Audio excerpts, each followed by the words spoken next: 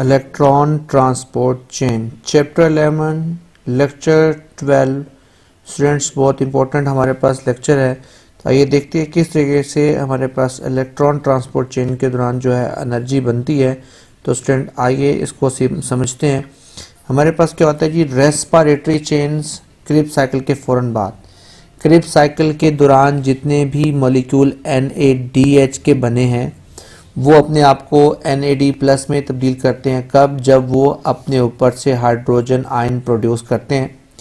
तो ये NADH जब हाइड्रोजन एटम प्रोड्यूस करते हैं रेस्पिरेटरी चेन, जिसे आप लोग क्या बोलते हैं, इलेक्ट्रॉन ट्रांसपोर्ट चेन पर से, तो हमारे पास क्या होते हैं, इलेक्ट्रॉन्स आर ट्रांसपोर्टेड होते हैं in the series of oxidation reduction step to react करने के लिए अल्टीमेटली, जिसके लास्ट में हमारे पास क्या होता है, ऑक्सीजन मॉलिक्यूल उसके साथ क्या होता है, रिएक्शन करके वाटर को बनाता है।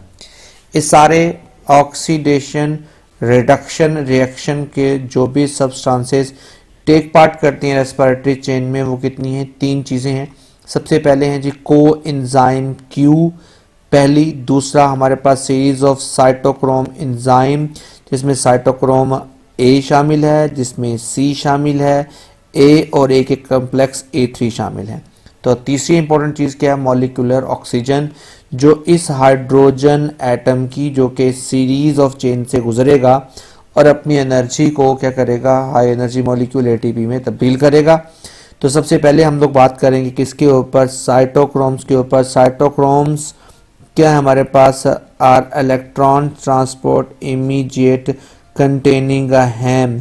जैसा हमारे पास आयरन के पास होता है, सेम वैसा ही हमारे पास क्या होता है, रिलेटेड पोरोस्टैटिक ग्रुप रखे हुए होते हैं that undergoes valency changes of the iron atom. Haem is the same as in iron containing group that is oxygen carrying pigment in the haemoglobin.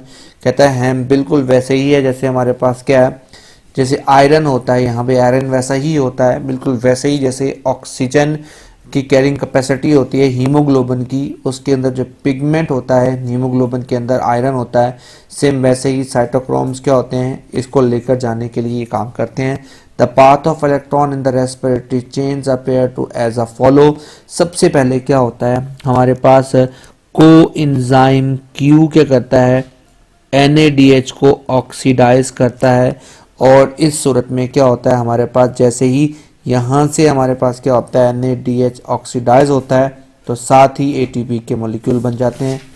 तो कहता है दिस ऑक्सीडेशन कौन से, जिसमें कोएंजाइम Q इस NADH के मॉलिक्यूल को oxidise करता है, तो ये परमिट करता है, अलाउ करता है synthesis of molecule of ATP from ADP and inorganic phosphate. उसके बाद क्या होता है, coenzyme Q is turn oxidise by the cyto, यानी ये क्या होता है, जो साइटोक्रोम B होता है ये कोएंजाइम Q को ऑक्सीडाइज कर देता है, और साथ से क्या होता है, यहाँ से हाइड्रोजन आयन निकल जाता है। और अब हमारे पास क्या होता है, फिर ये साइटोक्रोम B खुद से ऑक्सीडाइज होता है, किसमें, साइटोक्रोम C के अंदर। इस दौरान फिर क्या होती है, बहुत बड़ी अमाउंट में एनर्जी बनती है, ATP का दूसरा मॉलिक्यूल बनता है। पहला मॉलिक्यूल तो कोएंजाइम Q ने जैसे ही NADH को ऑक्सीडाइज किया होता है तो फौरन से एनर्जी में ATP का मॉलिक्यूल दे देता है, यानी इसका मतलब है कि NADH का molecule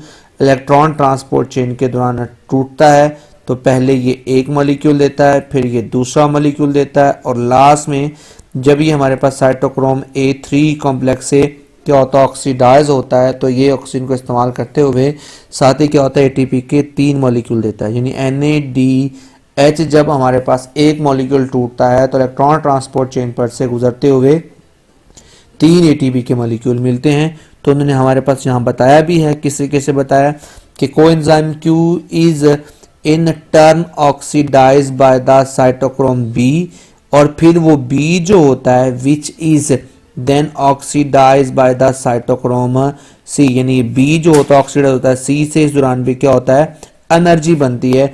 this step also yield enough energy to permit the synthesis of molecule of किसकी, ATP। अब हमारे पास क्या हो गया जी, सी तक हम पहुंच गए हैं। सी जो होता है हमारे पास क्या होता है, वो सी देन रिड्यूस हो जाता है a complex of two enzyme called cytochrome A और A3।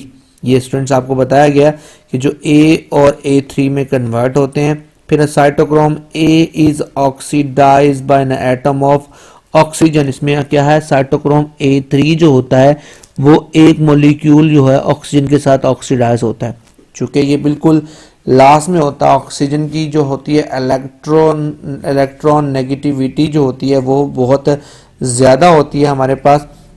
तो ये फाइनल एक्सेप्टर होता है इलेक्ट्रॉन्स का, जहाँ पर क्या होता है, a water molecule of water भी प्रोड्यूस होता है, और in addition final oxidation produce enough energy to permit करने के लिए कि सिंथेसाइज करेंगे एटीपी का एक और मॉलिक्यूल। तो हमारे पास क्या हो जाएंगे, इलेक्ट्रॉन ट्रांसपोर्ट चेन पर से गुजरते हुए कितने एटीपी के मॉलिक्यूल बने, 3 एटीपी के मॉलिक्यूल।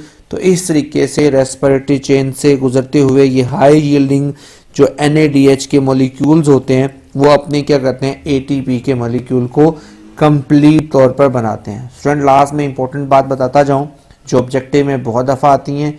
एक ये बात आती है इलेक्ट्रॉन ट्रांसपोर्ट चेन पर कितने एटीपी बनते हैं, तो 3 एटीपी बनते हैं। क्रेब्स साइकिल के दौरान हमारे पास कितने कार्बन डाइऑक्साइड के मॉलिक्यूल बनते हैं, वो 2 हैं, क्योंकि एक कार्बन डाइऑक्साइड का जो मॉलिक्यूल है वो पहले ही हमारे पास क्या होता है, जो पायरोवेट की हमारे पास ऑक्सीडेशन हुई थी, रिडक्शन उसमें था, वहाँ पर कार्बन डाइऑक्साइड का मॉलिक्यूल बना था।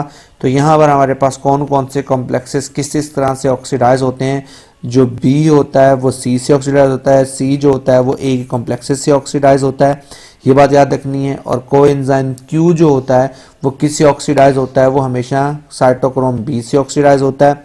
तो लास्ट में हमारे पास जो है वो ए के जो कॉम्प्लेक्सेस होते हैं वो किससे, ऑक्सीजन से हमारे पास ऑक्सीडाइज होते हैं, क्योंकि आप लोगों ने ये साइटोक्रोम्स के हेम वाला कंसेप्ट भी पढ़ा है, जो हमारे पास क्या होता है उसके रिलेटेड साइटोक्रोम का प्रोस्टेटिक ग्रुप जुड़ा होता है, बिल्कुल वैसे ही जैसे हीमोग्लोबिन के अंदर आयरन होता है जो क्या करता है हमारे पास क्या ऑक्सीजन को जोड़ने का काम करता है। सेम उसी तरह से इसके पास भी ऑक्सीजन को जोड़ने का क्या होता है, वो प्रोस्टेटिक ग्रुप होता है हेम के जैसा।